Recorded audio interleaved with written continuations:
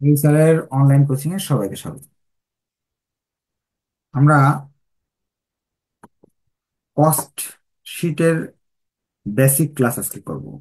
Cost sheet আপনাদের BBA তে যারা পড়েন বা এমবিএ তে যারা পড়েন তাদের জন্য খুব গুরুত্বপূর্ণ একটা অধ্যায়। কারণ থার্ড ইয়ারে যদি ম্যানেজমেন্ট অ্যাকাউন্টিং এ ভালো করে কস্ট শিট শেখা যায়, তাহলে অন্য অন্য ইয়ারে যেমন অ্যাকাউন্টিং ডিপার্টমেন্টের কস্ট অ্যাকাউন্টিং থার্ড ইয়ারে চ্যাপ্টার 2 তে আছে, অ্যাডভান্সড কস্ট অ্যাকাউন্টিং আপনার মাস্টার্সে এই কস্ট শিট চ্যাপ্টারটা আছে। এবং এই চ্যাপ্টারটা শুধু যে এইখানেই আপনার এই এখান থেকে যে 10 নম্বর আসবে এই চ্যাপ্টার এরকম না। এই চ্যাপ্টার রিলেটেড অন্য অন্য যে চ্যাপ্টার গুলো আছে, এই চ্যাপ্টার রিলেটেড অনেক তথ্য ওই চ্যাপ্টার গুলোতে আসে। সো সবার জন্য এটা করা খুব জরুরি। আর ক্লাস শুরু করার আগে, যেহেতু জরুরি ক্লাস হচ্ছে, ক্লাস শুরু করার আগে সবাইকে বলবো একটু কষ্ট করে শেয়ার করবেন, যাতে অন্যরা ওই ক্লাসটা দেখে আপনার উপকার পায়। আমি একটু শেয়ার করে রাখি যাতে আহ, পরবর্তীতে যারা ক্লাসটা মিস করে ফেলবে তারা যাতে এই ভিডিওটা দেখতে পারে। হ্যাঁ? আর শেয়ার মেনশনে আছে ডিসকাউন্ট, আপনারা শেয়ার মেনশন করবেন, তাহলে ডিসকাউন্ট পাবেন ইনশাল্লাহ। কথা শোনা যাচ্ছে স্পষ্ট করে? একটু শোনা গেলে কমেন্টে জানাবেন যে কথা শোনা যাচ্ছে। শোনা না গেলে বলবেন, আমি দেখবো। প্রবলেম ওয়ান, কস্ট করার জন্য আপনাকে এখানে একটা ছক দেওয়া আছে। এই ছকটা মুখস্থ করে নিলে আপনার জন্য একেবারে ইজি হবে অঙ্কগুলো করা। আর না মুখস্থ করলেও আমি বেসিক দিয়ে আজকে বুঝিয়ে দিব আর কি। কষির জিনিসটা কি একটু বেসিক কথাবার্তা আলোচনা করে দিই, তাহলে আপনাদের জন্য সুবিধা হবে আর কি বুঝতে। এটা হলো কস্টশিট, হলো উৎপাদন ব্যয় বিবরণী। এটা ইন্টার লেভেল আর কি, এইচএসসি লেভেল বা এসএসসি লেভেলও এটা করানো হয়েছে। উৎপাদন ব্যয় বিবরণী অর্থাৎ একটা মাল বানানোর ফলে কত টাকা লাগছে, ওই মালটা বানাতে কত টাকা লাগছে, সেই বিষয়টা আমরা এই কস্টশিটে আলোচনা করি। যেমন একটা ফ্যাক্টরি আছে এখানে, এটা বাস্তব ভাবে বুঝাচ্ছি আর কি, না বুঝাইলেও চলতো, সূত্র দিয়েও মুখস্থ করতে পারবেন, কিন্তু বাস্তবে বুঝাইলে একটু মাথায় বেশি থাকে। এই যে একটা ফ্যাক্টরি, প্রথমে এখানে মালগুলো বানাই আমরা। বানানোর পরে আমরা সেই মালগুলো দোকানে নিই, সব শোরুমে বিক্রি করা হয়। আর এই ফ্যাক্টরি এবং শোরুমের হিসাব নিকাশ, সব জিনিসপত্র একটা অফিস আছে, ওই অফিস থেকে নিয়ন্ত্রণ করা হয়। এটাই তো সাধারণত প্রোডাকশনের একটা, প্রোডাকশন করলে এইভাবেই কোম্পানিগুলো চালায় আর কি। এখন আমরা যে কোনো একটা প্রোডাক্ট নিয়ে আলোচনা করি, ধরেন একটা সাবান নিয়ে আলোচনা করি। সাবান বানাতে হলে এই যে একটা বড় ফ্যাক্টরি, বড় ফ্যাক্টরির ভিতরে একটা ইয়ে আছে, যন্ত্রপাতি রাখা আছে। এই যন্ত্রপাতি ভিতরে সাবানটা তৈরি করা হয়।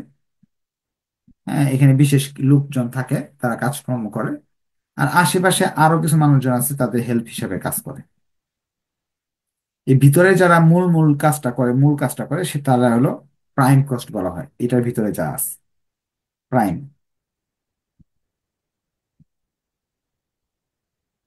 আর এটারে হেল্প করার জন্য যারা থাকে সেটা হলো ফ্যাক্টরি কস্ট। যেমন ধরেন আমি আর সহজে বুঝাই, ধরেন একটা বেকারির কথা বলতেছি, বা একটা রেস্টুরেন্টে একজন শেফ থাকে, বা একজন যে রান্না করে, উনি খাবারটা রান্না করে। উনারটা উনি উনি হলো মূল, উনি রান্না না করলে হইতো না। তাহলে খাবারটা রান্না করার জন্য খাবার লাগে, খাবারগুলো হলো ম্যাটেরিয়াল। আর আপনার শেফ যে আছে তাকে বেতন দিতে হয়, এটা তার মজুরি। খাবারে আরো অন্যান্য জিনিসপত্র লাগে, এটা আদার ওভারহেড। এই তিনটা মূল জিনিস মিলে হইতেছিল প্রাইম কস্ট।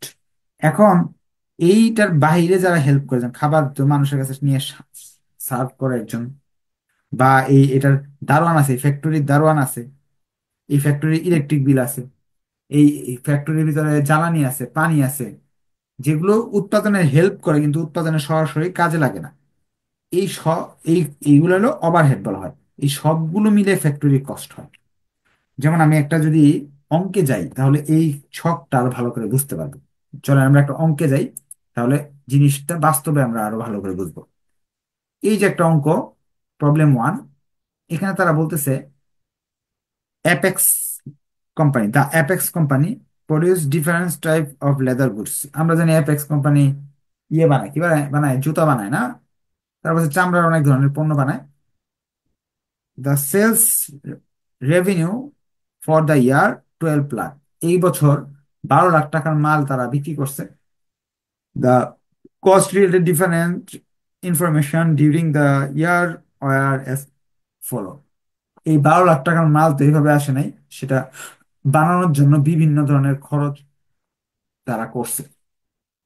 এই খরচগুলো এখানে দেওয়া আছে। এখন আমি দুইভাবে অঙ্কটা করাবো, একই দুই যে মাত্র যে বাস্তব ভাবে বুঝাইলাম এইভাবে অঙ্কটা করাবো। আরেকবার এখানে হলো একটা ছক ছক দেওয়া আছে, ছক মুখস্থ করে অঙ্কটা করাবো। ছকটা মুখস্থ করে আগে অঙ্কটা করাই, হ্যাঁ। এই অঙ্ক তারা চাইবে যে কস্ট শীট তৈরি করো, prepare cost sheet showing the item, cost of র মেটেরিয়াল ইউজ। কস্ট শীট তৈরি করে এই তথ্যগুলো দেখাইতে বলতেছে। আচ্ছা, আমরা কস্ট শীট তৈরি করি। তো যারা দুর্বল স্টুডেন্ট তারা মুখস্থ করতেছেন, কস্ট শীট তৈরি করতে হলে এই আইটেমগুলো আনতে হবে। কি কি আনতে হবে? প্রথমে আনতে হবে ডিরেক্ট র মেটেরিয়াল ওপেনিং, পারচেস, তারপরে ডিরেক্ট র মেটেরিয়াল ক্লোজিং। এই তথ্যগুলো খুঁজে খুঁজে বের করতে হবে। তাই কস্ট শীটের জন্য এরকম একটা ছক করে নিতে হবে। আমি এটা একটু মুছে ফেলি, হ্যাঁ, পরে দেখাচ্ছি। এই যে এখানে ছকগুলো এখানে লিখে রাখতেছি যাতে পরবর্তীতে বুঝাইতে পারি। প্রবলেম 1,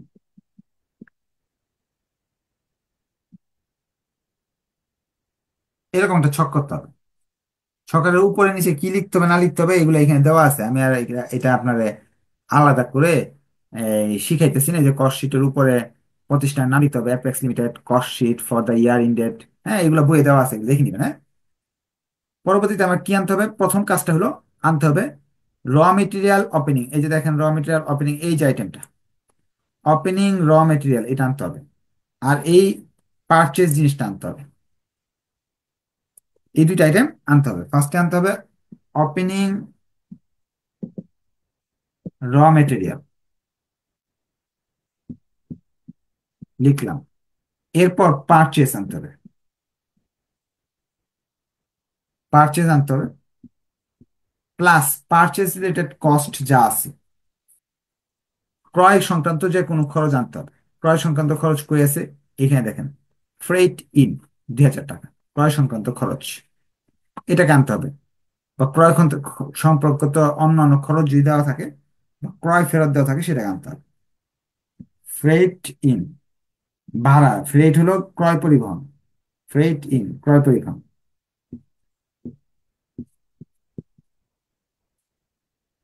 এখান থেকে বাদ দিতে হবে ক্লোজিং বা ইন্ডিং, ক্লোজিং বা ending, closing raw material. Closing র মেটেরিয়ালটা কোথায় পাবো? এই যে এখানে দেখেন ক্লোজিং র মেটেরিয়াল দেওয়া আছে। ক্লোজিং, ক্লোজিং, এই যে ক্লোজিং র মেটেরিয়াল দেওয়া আছে, বাদ দিয়ে দিব। এই দুটো যোগ আর এটা বাদ। আচ্ছা, এটা আমি দেখাইলাম না, এই যে এখান থেকে বাদ। বাদ দিলে থাকলো যেটা 2,42,000, এটার নাম হলো র মেটেরিয়াল ইউজড, র মেটেরিয়াল ইউজড। আচ্ছা, এই যে ফ্যাক্টরির ভিতরে একটা ছোট অংশ আছে যেখানে তিনটা উপাদান আছে। একটা হলো direct, direct material. Direct material হলো যে জিনিসটা আমি বানাচ্ছি ওইটার কাঁচামাল, এই কাঁচামাল ছাড়া এই পণ্যটা হবে না। আরেকটা জিনিস হলো ডিরেক্ট লেবার। ডিরেক্ট মেটেরিয়াল বের করার এই ধাপ আছে, এই যে এই ধাপটা হলো ডিরেক্ট মেটেরিয়াল বের করার। এটা আপনি মুখস্থ করে নিতে পারেন, অথবা আমি বাস্তবে একটু বুঝাই দিই। কাঁচামাল বের করার জন্য আপনাকে কাঁচামাল প্রথমে কত ছিল, পরে কতগুলা কিনলেন, আর কতগুলা রয়ে গেল, ওপেনিং পারচেজ যোগ করলাম, মোট আমি মোট আমার এক 3,02,000 টাকার কাঁচামাল ছিল। 60,000 টাকার কাঁচামাল আর বানানো হয়নি, রয়ে গেছে এখনো ক্লোজিং। তার মানে 2,42,000 টাকার কাঁচামাল আমি ইউজ করছি। এই যে কাঁচামাল বের করার প্রথম ধাপ, এখানে 1 নম্বর ধাপটা আমার শেষ। আমাদের প্রশ্নে এই জিনিসটা চাইছেও যে কাঁচামাল দিয়ে কত টাকা খরচ হয়েছে সেটা বের করে দেখো। কস্ট অফ র মেটেরিয়াল ইউজড বের করো, এই যে আমি বের করছি। এরপর চাইছে প্রাইম কস্ট। এই প্রাইম কস্টটা বের করার জন্য ডিরেক্ট লেবার, আপনাকে ডিরেক্ট লেবার বা ওয়েজেস যদি দেওয়া থাকে প্রশ্নে সেটাকে যোগ করতে হবে।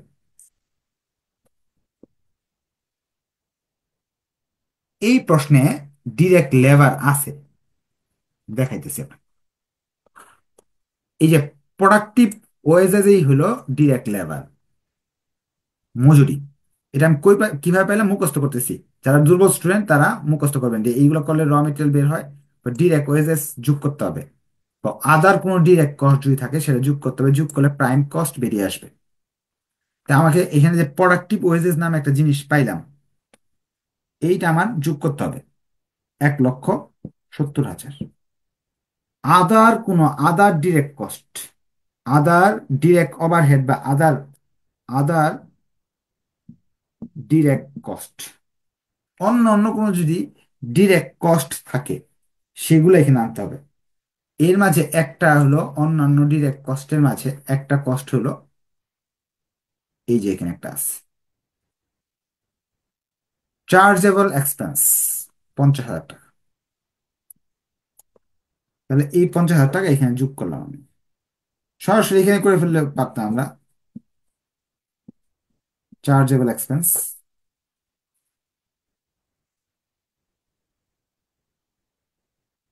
সব মিলে যে টাকাটা বের হয়ে আসলো এটাকে বলা হবে প্রাইম কস্ট। ক্লাসটা যদি আপনি শেষ পর্যন্ত দেখেন, আমি আপনাকে একটা টেকনিক শিখাবো এই ছক মুখস্থ না করেও অঙ্কটা মিলানোর।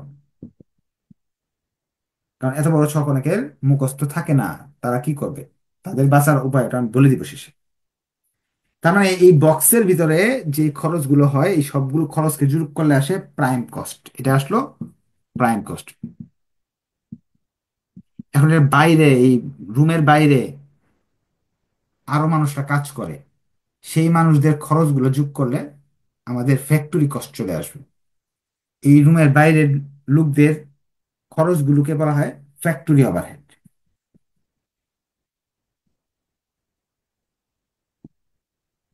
বুঝতে পারলে একটু কষ্ট ওকে লিখবেন। আমি কিন্তু আপনাদের বলতে পারতাম যে এই ছকটা মুখস্থ করবেন, এই ছক অনুযায়ী করবেন, যে ফ্যাক্টরি ওভারহেড এরপরে ফ্যাক্টরি ওভারহেড যোগ করতে হবে। আমি আপনাদের একটু বাস্তবভাবে বুঝিয়ে দিচ্ছি যাতে প্রশ্ন যখন কঠিন হবে তখন আপনারা যাতে এই বাস্তবতা ব্যবহার করে অঙ্কগুলো মিলাই দিয়ে আসতে পারেন। ফ্যাক্টরি ওভারহেড এই যে দেওয়া আছে 2.5 লাখ টাকা, এই ফ্যাক্টরি ওভারহেড যোগ করতে হবে এখান থেকে। এই ফ্যাক্টরির ভিতরে যে ধরেন জ্বালানি আছে, দারোয়ান আছে, বিভিন্ন খরচ আছে, সেগুলো যোগ করতে হবে। সেলস অফ স্ক্র্যাপ 5,000 টাকা, এটা বাদ দিতে হবে। সেলস অফ স্ক্র্যাপ জিনিসটা কি, ফ্যাক্টরিতে যখন কাজকর্ম করলাম তখন কিছু ভাঙারি দোকানে ফেলে দেওয়ার মতো কিছু জিনিসপত্র বা ভাঙারি দোকানে বিক্রি করার মতো ভাঙাচোরা জিনিস আছে, সেগুলো আমরা বিক্রি করে দিই। বিক্রি করলে আমার খরচটা কমে যায়, এই জন্য মাইনাস করে দিই। হ্যাঁ, তাহলে এখানে তাহলে ফ্যাক্টরি ওভারহেড তারা স্পষ্ট দিয়ে দিছে 2.5 লক্ষ টাকা। অর্থাৎ এখানে যে দারোয়ানের বেতন আছে, তারপর এখানে যে আপনার বিদ্যুৎ বিল আছে, গ্যাস বিল আছে, পানির বিল আছে, হ্যাঁ, ফ্যাক্টরি ভাড়া আছে, এই সবগুলো খরচ 2.5 লাখ টাকা। আর বানানোর পরে নষ্ট জিনিসপত্র যেগুলো আছে, যেগুলো আমি ভাঙাই দোকানে বিক্রি করে দিছি, এটাকে বলে স্ক্র্যাপ। এই স্ক্র্যাপ আছে 5,000, এই 5,000 টাকা স্ক্র্যাপ বাদ দিতে হবে, তাহলে আমার কস্ট কমে গেছে। ফ্যাক্টরির ভিতরে 2,45,000 টাকা খরচ হয়েছে। এটা যোগ করলাম, যোগ করলে আমাদের বেরিয়ে আসলো সাত। এই যুগটা মনে হয় ভুল হয়েছে না, এই যুগটা ভুল হয়েছে। এইটা হয় 4,62,000, 4,62,000। এবার যোগ করলে আসবে 7,07,000। এইটাই হলো আমার এই ফ্যাক্টরির ভিতরে 7,07,000 টাকার খরচ হয়েছে। এখন যদি এই বানাইতে গেলে এত খরচ হলো, এটার সাথে যদি এই খরচগুলো আমি যোগ করতে পারি, তাহলে তো একটা মাল বানাতে আমার টোটাল কত খরচ হলো সেটা আমি বুঝতে পারবো। তাহলে এটার একটা নাম দিতে হবে আমাকে। এটার নাম হলো, অনেকগুলো নাম আছে এটার। এটার নাম work cost, factory cost, manufacturing cost. হ্যাঁ, অনেকগুলো নাম আছে যেটা আপনি দিতে চান। এই যে দেখেন, factory cost, work cost, production cost. হ্যাঁ, বিভিন্ন কস্ট আছে। যেটা আপনি দিতে চান একটা দিলেই হয়েছে। প্রশ্নে যেটা চাইছে এটা আমরা দিব। প্রশ্নে তারা বলছে তুমি ওয়ার্কস কস্ট লেখো, তা আমি সি নাম্বার লিখলাম, এটার নাম ওয়ার্কস কস্ট।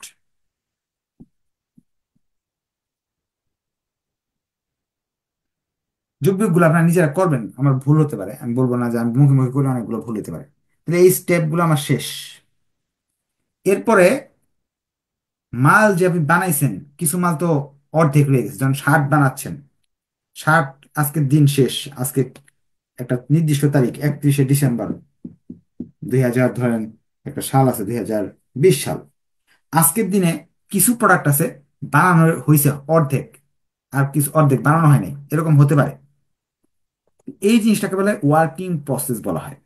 এই ওয়ার্কিং প্রসেস ওপেনিংটা যোগ করতে হবে, ক্লোজিংটা বাদ দিতে হবে। কই পাইলাম আমরা? এই যে সূত্রের শিটে পাইলাম, ওয়ার্কিং প্রসেস ওপেনিং যোগ এন্ডিং বাদ। তাহলে আমরা ওয়ার্কিং প্রসেস ওপেনিং যোগ করব, ওপেনিং, ওয়ার্কিং প্রসেস ক্লোজিং বাদ দিব। তা টাকা আসতেছে, ওপেনিং এর টাকা হলো 80,000, ক্লোজিং 70,000। 80,000 আর 70,000, তাহলে আসতেছে হলো আপনার এখানে উম 7,17,000। 7,17,000 টাকা আসতেছে। এখন এই পাশটা একটু মুছে ফেলতে হবে, যেহেতু আমাদের জায়গা শর্ট পড়ে গেছে। এই যে বের হলো, এটার নামও একটা আছে। এটার নাম হলো, এটা আমাদের 4 number step, cost of goods production.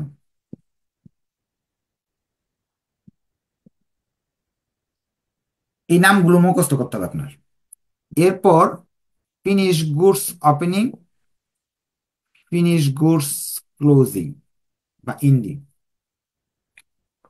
যেই মালগুলোকে বানানো হয়েছে সবগুলো তো আমরা বিক্রি করিনি, কিছু মাল রয়ে গেছে, কিছু মাল বিক্রি করছি। এই যে সূত্র দেওয়া আছে, এই দুইটা জিনিস যোগ বিয়োগ করতে হবে। এগুলো কই পাবো? প্রশ্নে দেওয়া থাকবে। Opening finish goods, closing finish goods. Opening finish goods দেওয়া আছে 40,000, ক্লোজিং ফিনিশ গুডস দেওয়া আছে 60,000। আমি আপনাকে কিন্তু এই জিনিসগুলো সহজে মনে করার একটা কৌশল শিখাবো, একটু অপেক্ষা করতে হবে। 40,000 যোগ 60,000 বিয়োগ,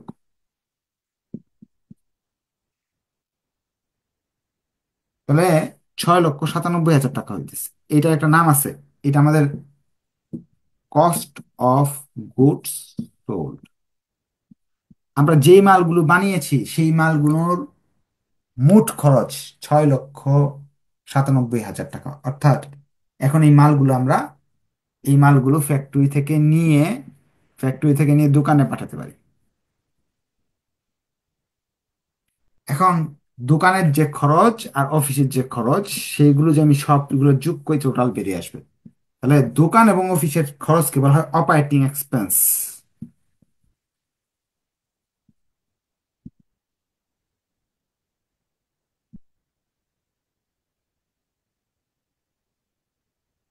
অপারেটিং এক্সপেন্স গুলো হলো, দোকানের খরচকে বলা হয় সেলিং এক্সপেন্স, আর অফিসের খরচকে বলা হয় অ্যাডমিনিস্ট্রেটিভ এক্সপেন্স। এই তথ্যগুলো এখানে দেওয়া আছে, দেখি আমরা। এই যে selling expense, general administrative expense দেওয়া আছে 40,000 আর 10,000। 40 আর 10 হয়ে গেল 50,000। টোটাল আমাদের তিনটা জিনিসের যোগফল, দোকান, অফিস এবং ফ্যাক্টরি যোগ করলে আমাদের F number, total cost. Total cost এটা আসলো। এই টাকা দিয়ে আসার পরে আমি এই জিনিসগুলো 12 লাখ টাকায় বিক্রি করছি, প্রথমেই বলছিলাম। তা আমার প্রফিট হয়েছে কিভাবে বুঝলাম? 12 লাখ টাকায় বিক্রি করছি কয় লাখ টাকার মাল? 74,000 সাতচল্লিশ হাজার, 7,47,47,000, অর্থাৎ 4,43,000 টাকা আমার, 53,000 টাকা আমার লাভ হয়েছে। এইটা থেকে এটি দুইটা যোগ করছি, সেলস বেরিয়ে আসছে। এই যে এই স্টেপে একটা মাল বানানোর পরে কত টাকা লাভ হলো, কত টাকা খরচ হলো, এইগুলো জানতে পারবো। অর্থাৎ 1, 2, 3, 4, 5, 6, 7, এই 7টা স্টেপ মুখস্থ করলে আপনি কস্ট শিটের A to Z শিখতে পারবেন। এখন আপনি বলবেন, স্যার এত আইটেম মুখস্থ কিভাবে রাখবো? মুখস্থ রাখতে হবে না। এখন এই ক্লাস, এই কিভাবে মনে রাখবেন, মনে রাখার কৌশল একটু বলে দিই। কৌশলটা হলো, এইখানে যতগুলো আইটেম দেওয়া আছে, 4টা আইটেম আছে যারা একটু ভিন্ন, আর বাকি সবগুলো একরকম।